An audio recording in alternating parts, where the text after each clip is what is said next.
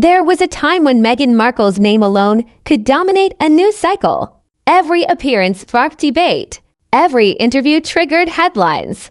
Every word was dissected, defended, or denounced. Love her or loathe her, Meghan was loudly present in the global conversation. But today, something far more unsettling is happening. The noise has stopped. Not the criticism. The attention. And in the world Meghan once mastered, silence isn't peace. Silence is danger. Criticism keeps you relevant. Silence erases you. What we're witnessing now isn't a media pause or a temporary lull. It's a shift in power. The kind that happens quietly, without press releases or dramatic fallouts. The kind institutions use when they've already decided you no longer matter enough to fight. Hollywood hasn't turned against Meghan. It's done something worse. It's moved on. In celebrity culture, outrage is currency. Even backlash keeps doors open. As long as people are arguing about you, platforms still want you, brands still consider you, and elites still hedge their baits. But when criticism fades into indifference, influence begins to collapse. And that's exactly where Meghan finds herself now, not attacked, not defended, but ignored. For years, Meghan's strategy relied on response. Pushback followed by rebuttal. Accusation followed by clarification. Narrative followed by counter-narrative. It kept her central. It kept her visible. It kept her framed as a figure worth discussing. But silence breaks that cycle. You can't rebut nothing. You can't correct indifference. You can't sue apathy. This is why her current quiet is more damaging than the loudest scandal. Look closely at what's missing. No A-list public defenses. No celebrity pylons or rescues. No urgent think pieces reframing her image. No powerful voices stepping forward to contextualize her story. Hollywood knows how to protect its own when it wants to. When powerful figures fall unfairly, allies speak. When reputations wobble, damage control follows. When stars face backlash, there's usually a countercurrent of support from peers, producers, or institutions with something to lose. But in Meghan's case, that safety net hasn't appeared. And that absence speaks volumes. This isn't because people are afraid. It's because they're uninterested. Silence at this level doesn't mean neutrality. It means a quiet consensus has formed. One that says, engaging with this no longer benefits us. And that's the real shift. Meghan's story used to feel consequential culturally, politically, commercially. Now it feels unresolved but contained. A closed loop. A narrative with diminishing returns. And in industries driven by momentum, diminishing returns are fatal, the most dangerous part. Silence reframes the story without saying a word. When critics attacked Meghan before, it allowed her supporters to rally. It allowed her to claim persecution, bias, unfair treatment. Conflict gave her moral positioning. But silence removes the villain. And without a villain, there's no hero arc left to play. This is why her silence now carries more weight than all the criticism she once faced. Because criticism can be challenged. Silence cannot. And once the world stops arguing about you, it starts deciding without you. Hollywood has a rule it never writes down, but everyone understands. Power is not about who is loved or hated. Power is about who is still useful.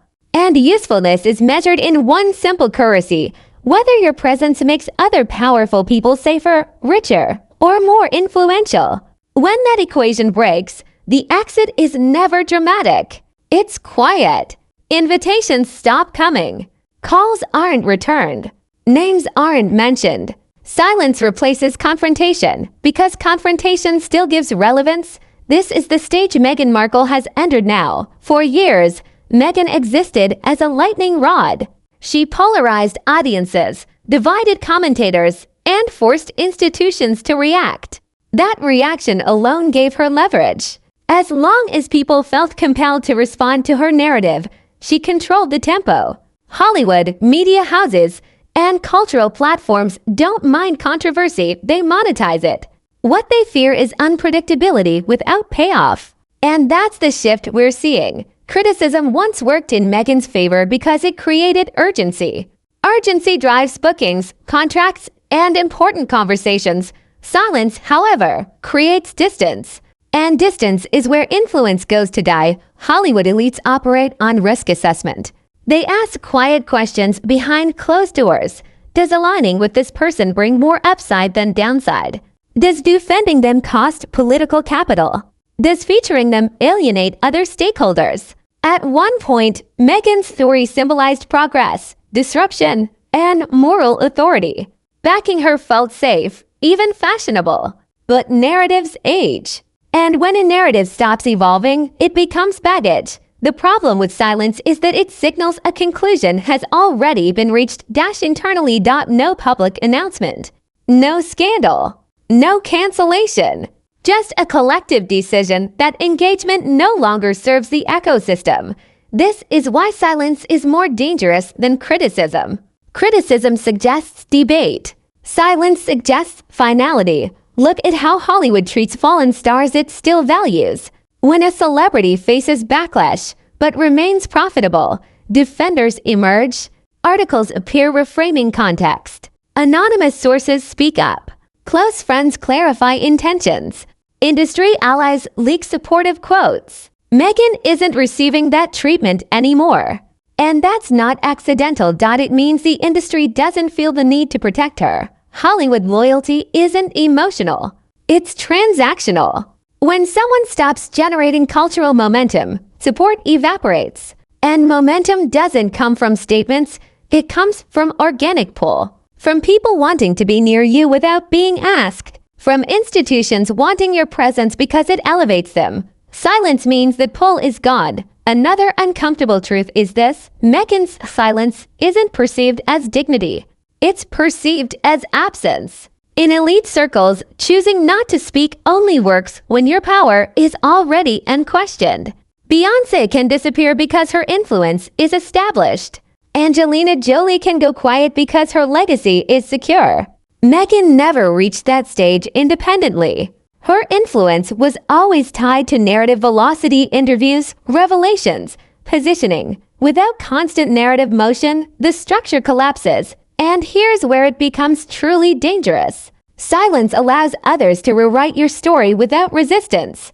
When you stop participating, the version of you that remains is the one people quietly agree upon. Not the one you intended. Not the one you curated. But the one that fits their collective memory. Hollywood doesn't need to criticize Meghan anymore.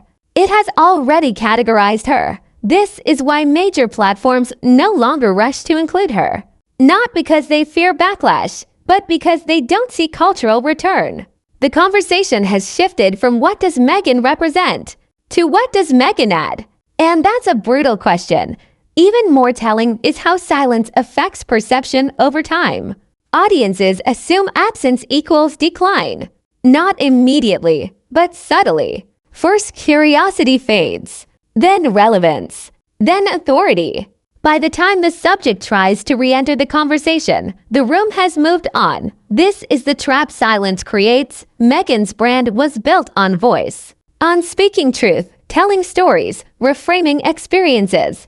When that voice goes quiet without replacement impact, the brand weakens. Silence without mystery isn't intrigue. It's stagnation. Hollywood elites understand this better than anyone. That's why they never truly disappear unless they're secure. And Meghan's current silence isn't interpreted as confidence, it's interpreted as uncertainty. There's also another layer people underestimate. Elites mirror each other.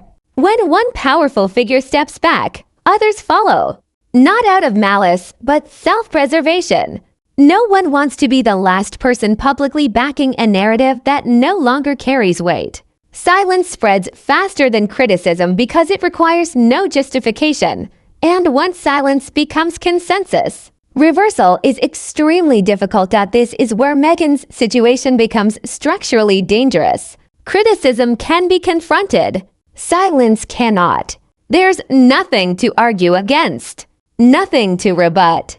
Nothing to clarify. Only absence. Even attempts to re-enter later are framed differently. Instead of important return, it becomes attempted comeback. And comebacks imply loss. Hollywood remembers that. What makes this moment especially critical is timing. Cultural cycles are moving faster than ever. Attention windows are shorter. Relevance expires quickly. Silence that once felt temporary now becomes permanent within months. And institutions don't wait. This isn't about punishment.